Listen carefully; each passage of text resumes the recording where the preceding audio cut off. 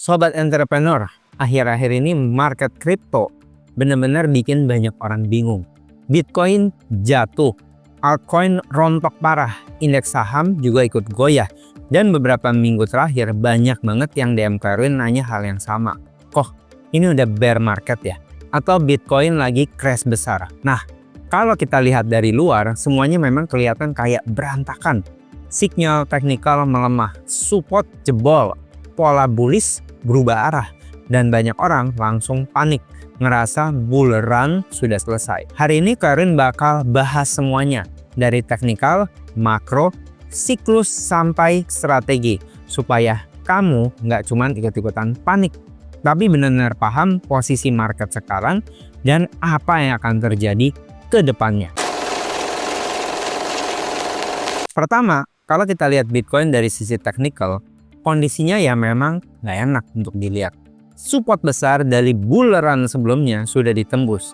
Buyer yang selama ini kuat mulai kehilangan tenaga. Garis-garis teknikal penting seperti MA365 dan MA50 minggu juga jebol. Sekarang tinggal satu garis krusial, MA200 minggu. Titik yang secara historis sering menjadi bottom bear market. Pattern bullish pun berubah. Megaphone yang tadinya positif kini berubah jadi triple top, tanda reversal ke arah bearish.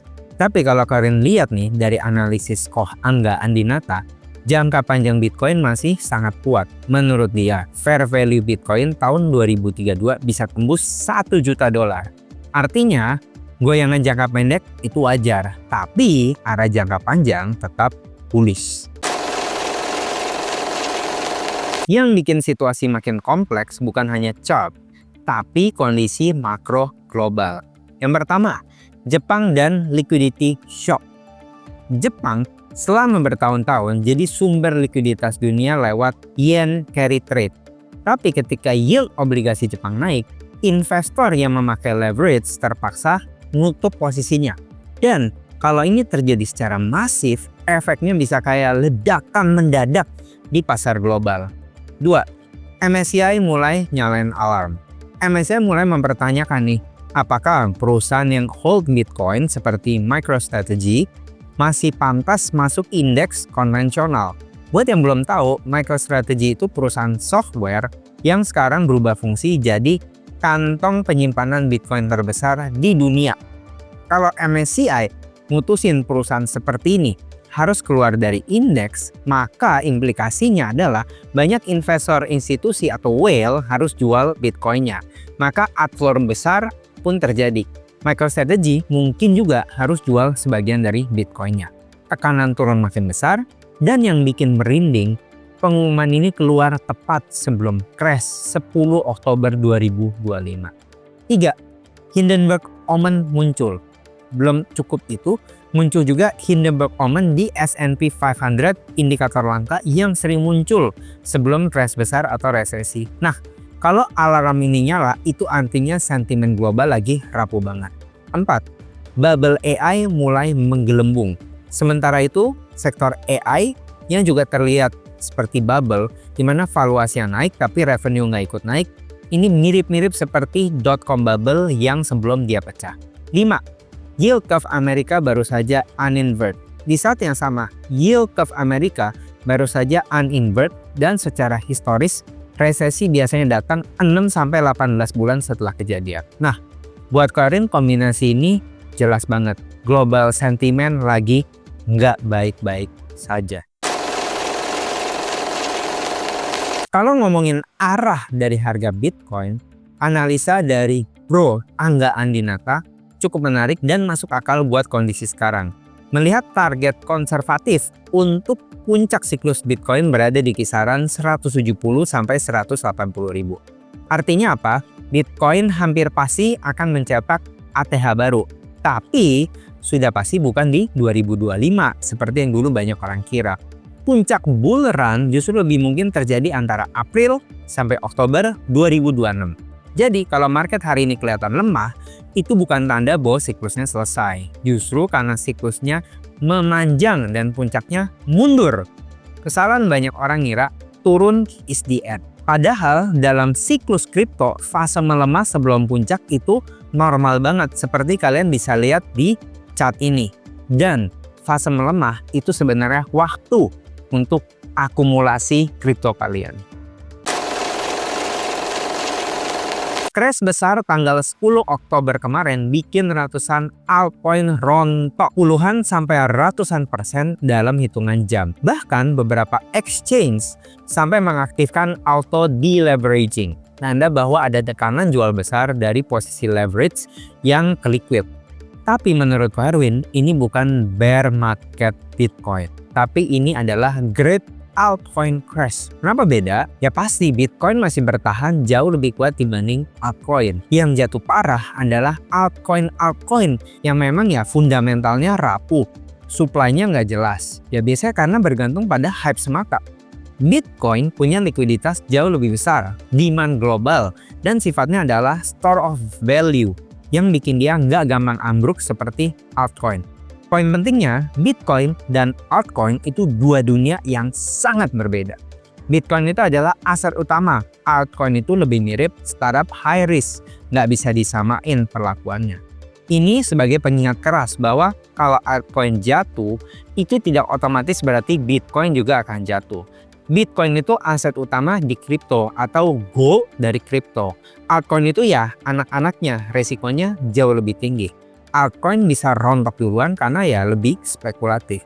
Walaupun altcoin rame, naik atau hype, itu nggak otomatis berarti Bitcoin juga bakal bullish. Altcoin beresiko jauh lebih tinggi dibanding Bitcoin. Misalnya Bitcoin turun 5-10%. Altcoin bisa turun 30-60% karena market panik, altcoin bisa hilang likuiditas dan banyak altcoin tuh mati, proyeknya gagal atau ditinggal developernya. Nah, di bulan kemarin banyak investor terlalu percaya diri. Semua koin dibeli, semua dianggap pasti naik. Merasa pasar nggak mungkin jatuh. Padahal kalian juga setuju dengan kalimat dari Bro Timothy Ronald. This time is different. Adalah kalimat paling berbahaya dalam dunia investasi. Market itu selalu menjalani siklus. Pola umumnya ya adalah naik, turun, sideways, naik lagi. Dan sekarang kita sedang berada di fase yang bukan untuk gaspol, tapi fase untuk think deeper. Apakah posisi kamu sudah terlalu besar? Cek dulu, jangan-jangan kita sudah terlalu banyak ke Bitcoin atau parahnya altcoin. Soalnya kalau terlalu besar, resiko makin tinggi kalau market turun. 2. Apakah likuiditas kamu aman? Pastikan kamu masih punya cash atau aset liquid yang gampang dicairkan kalau kamu butuh. Biar bisa beli saat harga turun dan juga nggak panik kalau butuh uang mendadak. Dan biar nggak kejebak all in waktu market jatuh. Lalu apakah kamu punya rencana jangka panjang? Jangan cuma mikirin besok naik atau turun. Harus punya strategi dong. 1, 3, bahkan 5-10 tahun ke depan. Mau akumulasi di harga berapa? Mau take profit di harga berapa? Mau pegang berapa lama? Aset apa aja yang kamu mau investasikan? Awan gelap yang muncul di hari ini bukan berarti kiamat.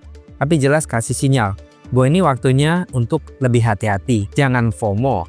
Dan punya strategi yang matang sebelum memasuki fase siklus 2026. Sekarang kita ngomongin bagian yang paling ditunggu. Strategi yang masuk akal buat kondisi market seperti saat ini. Dan biar gampang, keluarin bagi 2 ya, untuk trader dan untuk pemain jangka panjang. Karena pendekatannya ya beda banget. Kalau kamu trader, tipe yang aktif jual beli, kalian lihat level-level ini ya cukup make sense. Kalau misalnya sudah mencapai angka di atas 100.000 US dollar, boleh pertimbangkan sell atau take profit. Tapi kalau di bawah 80.000 US dollar, boleh mulai akumulasi. Intinya tetap liquid dan siap gerak walau market berubah cepat. Nah, kalau kamu pemain jangka panjang, fokus kamu 5-10 tahun bahkan di atas itu, akumulasi bertahap di area 80.000 US dollar ke bawah, itu menurut kalian udah harga yang oke banget. Tapi ya jangan langsung habis amunisi di satu titik ya. Cicil pelan-pelan. Dan pastikan posisi cash kamu tetap ada supaya kamu fleksibel. Tipsnya simple sih. Tetap liquid tapi tetap optimis untuk long term biar portfolio lebih stabil.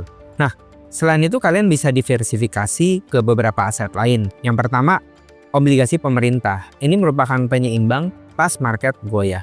Kenapa? Karena biasanya kalau saham dan kripto lagi jatuh, investor bisa memilih aset yang lebih aman. Hasil harga obligasi sering naik di momen-momen penuh ketakutan. Ya, ini bisa menjadi penyeimbang portofolio kamu, menjaga stabilitas dan ngurangin stres kalau market lagi kira-kira tiba-tiba bearish. Yang kedua, big banks. Bank-bank besar ini ibarat anchor di portfolio. Fundamental kuat, pertumbuhan stabil, dan kalau turun biasanya nggak dalam-dalam banget. Memang kondisi big bank saat ini nggak baik-baik aja kalau kalian lihat harga sahamnya. Big bank seperti BBCA, BMRI, BBRI, dan BBNI saat ini sedang mengalami koreksi. Tapi kalian percaya karena big banks ini fundamentalnya kuat, bisnisnya stabil, dan nggak gampang goyang. Dan dalam jangka panjang kita juga bisa dapat dividen. Dan ketika kondisi ekonomi Indonesia membaik, big banks yang punya fundamental kuat ini akan bisa menjadi anchor kalian untuk mengurangi exposure kalian dari risk yang tidak perlu. Nah, jadi kalian bisa diversifikasi aset kalian ke aset lain seperti obligasi dan big banks yang dimana pertumbuhannya lebih aman, lebih terproteksi, dan lebih stabil. Dan kalau kalian pengen pegang Bitcoin dalam jangka panjang, tetap optimis, tapi jangan agresif. Dan satu hal yang penting banget untuk diingat, bear market ini sebenarnya bukan bahaya kalau kamu punya posisi cash yang baik. Tapi ini adalah momen baik untuk kamu akumulasi. Jadi riset pola pikir kamu. Pikir lagi mana keputusannya benar, jangan FOMO. Ini waktu yang tepat untuk kamu ngelatih disiplin. Dan yang paling penting, ini momen buat kamu membangun fondasi sebelum siklus bullish run berikutnya akan dimulai. Nah, kalian juga pengen tanya pendapat kalian untuk apa strategi kalian di Bitcoin atau aset kripto kalian yang lainnya. Silahkan pilih kolom komen. Salam Goeo.